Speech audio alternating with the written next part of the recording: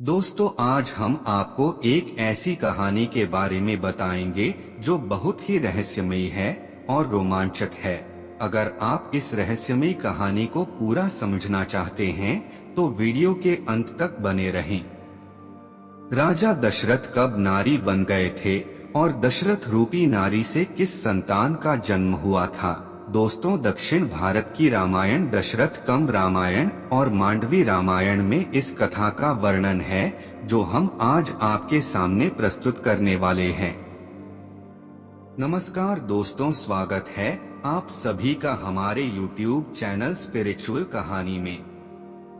दोस्तों, त्रेता युग का समय था। उस समय राजा महाराजा आखेट करने के लिए वन में जाया करते थे और ऐसे ही महाराज दशरथ आखेट करने जंगल में गए। उस समय हर क्षत्रिय अपना एक नियम मानता था कि जब तक कोई शिकार न मिले तब तक वह राजा वापस अपने राज्य में नहीं आता था। बिल्कुल वैसा ही राजा दशरथ को भी कोई शिकार नहीं मिला और वह शिकार की खोज में बहुत दूर निकल गए। कई दिन बीत गए लेकिन उन्हें आखेट नहीं मिला। एक दिन वो थके मांदे अपने परिवार की ओर वापस अपनी राज्य में लौट रहे थे। प्यास के मारे तड़प रहे थे। तभी उनको जंगल के बीच में एक सरोवर दिखा। वह इंद्र के अप्सराओं के स्नान करने के लिए था और उसकी रखवाली विभांडक ऋषि के पुत्र श्रृंगी ऋषि कर रहे थे। ऋषि ने अपने तेज और तपस्या के बल पर उसे सरोवर की ऐसी स्थिति कर दी थी कि उसे सरोवर में जो भी पुरुष पानी पीता या स्नान करता वह तुरंत स्त्री के रूप में परिवर्तित हो जाता। दोस्तों, घड़ी की विडंबना देखिए। राजा प्यास के मारे व्याकुल अपने घोड़े को लेकर उसी सरोवर के पास जा रहे हैं। जब वह सरोवर के पास जाकर पानी पीने लगे, तुरंत उसी समय उनका शरीर परिवर्तित होकर एक खूबसूरत अप्सरा के समान नारी के रूप में हो गया। तो जब वह सरोवर से बाहर निकले, उस शरीर को देखकर बहुत दुखी थे और उसी सरोवर के पास बैठकर रोने लगी। तभी उसी जंगल में महाराज रोमपद, जो अंग देश के राजा थे, वह भी शिकार करने के लिए आए थे। जब उनकी नजर एक सुंदर अप्सरा समान राजा दशरथ रूपी नारी पर पड़ी तो वह ही रुक गई। महाराज दशरथ ने निर्णय किया कि अब मैं अयोध्या नहीं जाऊंगा। अगर मैं अयोध्या गया तो वहाँ मैं क्या कहूँगा? लोग मुझे कैसे पहचानेंगे कि मैं महाराज दशरथ हूँ? मैं उसे क्या बताऊंगा? वो लोग समझेंगे कि मैंने ही महाराज दशरथ को मार डाला है और मैं उनके राज में इस समय आ गया हूँ क्योंकि मैं स्त्री के रूप में हूँ, तो लोग सोचेंगे ही नहीं। कई बातों को सोचकर डर के मारे उन्होंने अयोध्या जाना स्वीकार नहीं किया। उनकी याददाश्त पहले जैसी ही थी, उनकी चेतना नहीं गई थी। उन्हें सब याद था कि मैं पहले क्या था और इस समय क्या, लेकिन वे करें तो सोच विचार कर ही रहे थे। तभी वहाँ राजा रोमपद पहुँच गए और बोले, हे सुंदरी, तुम कौन हो और तुम इस निर्जन वन में क्या कर रही हो? तब राजा दशरथ ने कहा, मैं कौन हूँ? किसी कार्य से तो यहाँ पर आई थी, मुझे कुछ भी याद नहीं है। तब राजा रोमपद ने कहा, हे सुंदरी, तुम इस वन में क्या कर रही हो? तुम मेरे साथ मेरे महल में चलो, तुम परम सुंदर हो। तब राजा दशरथ ने विचार किया, मुझे इसी राजा के साथ जाना होगा। अगर मैं नहीं जाऊंगा तो मैं इस जंगल में क्या करूंगा? अगर मैं किसी दूसरे पुरुष के हाथ लग गया तो वह मुझे जबरदस्ती यहाँ से ले जाएगा और अपनी रानी बना लेगा, क्योंकि मेरी शरीर इस समय स्त्री रूप में है। यह सोच विचार करके राजा रोमपद के साथ उनके महल को राजा दशरथ चले गए। राजा रोमपद ने दशरथ रूपी नारी से विवाह कर लिया। कुछ दिन बाद उन्हें एक पुत्री का जन्म हुआ। उसका नाम उन्होंने शांता रखा। कभी अयोध्या में जब सूचना मिली कि कई दिन हो गए महाराज दशरथ वापस नहीं आए, राजा दशरथ की रानियां चिंता करने लगी। तब रानियां ने गुरु वशिष्ठ को बुलाकर उन्हें सारी बातें बताई।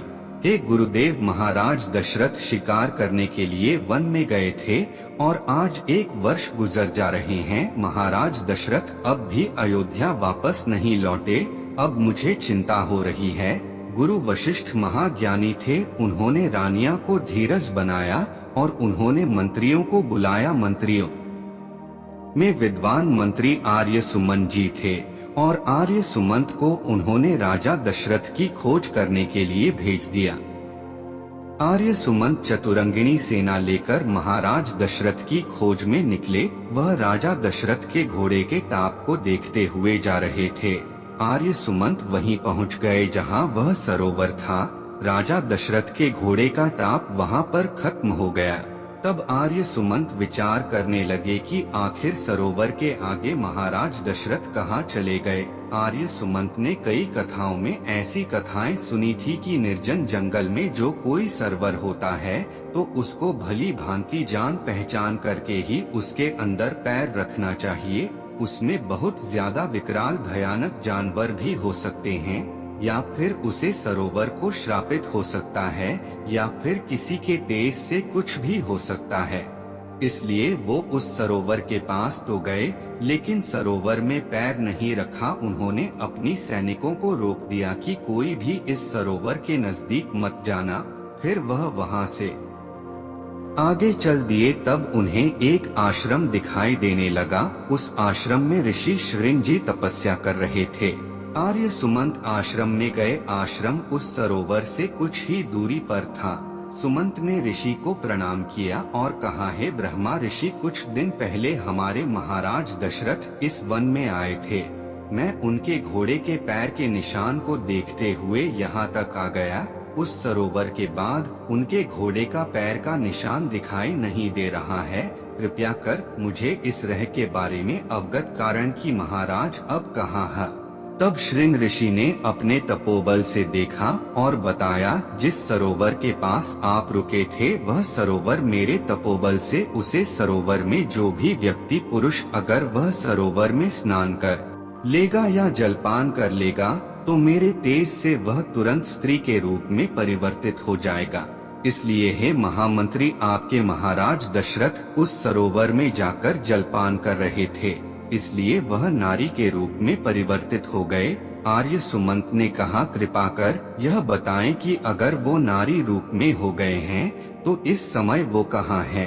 अपने तपोबल से ऋषि श्रृंगी ने दिखाया कि देखिए, अंग देश के राजा रूमपाद के यहाँ पर वह उनकी रानी बनकर रह रहे हैं और उन्होंने एक कन्या को जन्म दिया है।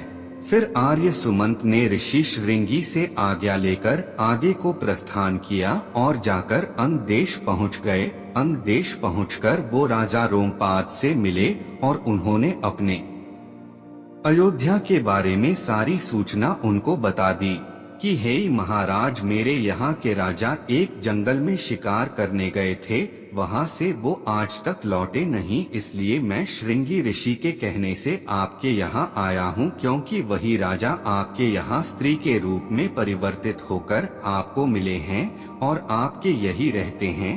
राजा रूमपद ने जब ऐसी बात सुनी तब उन्होंने तुरंत राजा दशरथ रूपी नारी को बुलाया और कहा कि पहचान ये कौन है।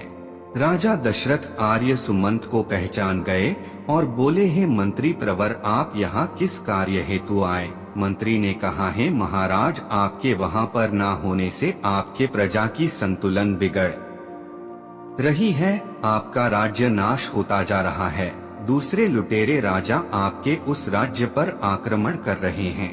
अयोध्या बहुत मुसीबत में आ गई है महाराज, इसीलिए बिना राजा के होते हुए अब हम लोग उस राज्य को कैसे निभा पाएंगे। महाराज ने कहा, हे सुमंत, मैं तो अपनी राज्य को वापस ही लौट रहा था।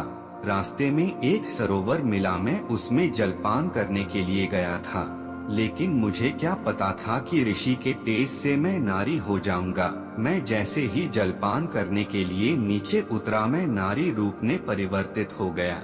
अब आप ही बताएं, मैं इस रूप को लेकर किस तरह से अयोध्या को जाता। जब मैं शिकार करने के लिए आया था आपसे मिलकर, तब मैं पुरुष के रूप में था, आज मैं नारी के रूप में हूँ। मेरी बातों पर कौन भरोसा करता, इसलिए मैंने मजबूरी वश राजा रूमपद के यहाँ आना उचित समझा। हे मंत्री प्रवर, आप राजा रूमपाद से मेरे विदाई की आज्ञा ले तो मैं यहाँ से चलूंगा।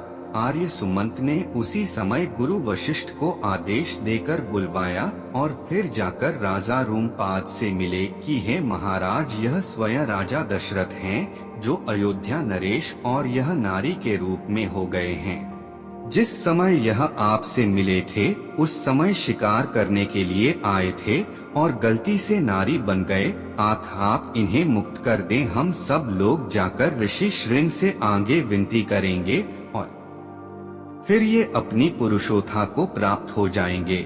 राजा रूमपद उदार विचार वाले थे। उन्होंने कहा, ठीक है, आप इन्हें ले जाएं, मैं भी इनके साथ में चलता हूँ। राजा रूमपद गुरु वशिष्ठ और राजा दशरथ रूपी नारी और साथ में उनकी पूरी सेना महर्षि श्रृंग के पास पहुँची और सुमंत ने उनको प्रणाम किया और कहा, हे रिसीवर, यह मेरा राजा है अयोध्या नरेश, जो गलती से आपके उसी सरोवर में इन्होंने जलपान किया था। एक राजा के न होने से राज्य का संतुलन बिगड़ रहा है। राज्य में ऐसा अकाल पड़ गया है कि बिना राजा के कुछ भी नहीं हो सकता है। आत्म मुनिवर, कृपा कर इनका पुरुषोत्तम को वापस लौटा दीजिए।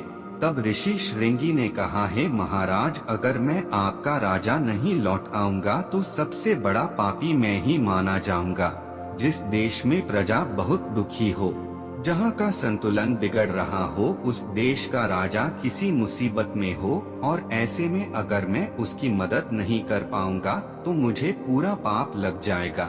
इसलिए हे राजन, मैं तुम्हें तुम्हारा पुरुषत्व वापस लौटता हूँ। और उन्होंने अपने मंत्र से आमंत्रित करके जल के छींटे मारे। उसी समय तुरंत राजा दशरथ अपने पुरुष रूप में आ गए। राजा दशरथ ने ऋषि श्रृंगी को प्रणाम किया और सारे मंत्री प्रवर वापस लौटने लगे। तब राजा रोमपद ने कहा, हे महाराज, मैंने सुना है कि आप अपनी संतान है, आपकी 3 रानियां हैं, फिर भी आपको कोई पुत्र या कोई पुत्री नहीं है। आप इस कन्या को अपने साथ में ले जाएं और इसे उसी तरह भली भांति पालें, जिस तरह एक पुत्र की पालन पोषण लोग करते हैं। दोस्तों, कुछ लोग संशय करेंगे कि महाराज दशरथ की जो कन्या थी वह कन्या कौशल्या के गर्भ से जन्मी थी। मैं आपको बताता हूँ, श्री रामचरितमानस में चौपाई लिखी हुई है, दास रतन कोई जग में पुत्र प्रकट नहीं ही, अर्थात दशरथ के अंश से इस संसार में कोई भी संतान पैदा नहीं हो सकती है। जब लंकेश रावण ब्रह्मा जी से वरदान मांग रहा था तो उसने यह भी वरदान मांगा था कि ही महाराज राजा दशरथ के अंश से कोई भी पुत्र पैदा ना हो, इसलिए ब्रह्मदेव मुझे ऐसा भी वरदान जरूर दें। तो ब्रह्मा जी के वरदान स्वरूप राजा दशरथ के अंश से कोई भी पुत्र पैदा नहीं हो सकता था। दोस्तों, इस तरह से राजा दशरथ का पुरुषत्व लौट आया और फिर सुख से अयोध्या में राज करने लगे। वीडियो आपको अगर अच्छा लगा तो वीडियो को लाइक करें, चैनल को सब्सक्राइब करें और जाते जाते कमेंट में जय श्री राम जरूर लिखते जाना। धन्यवाद।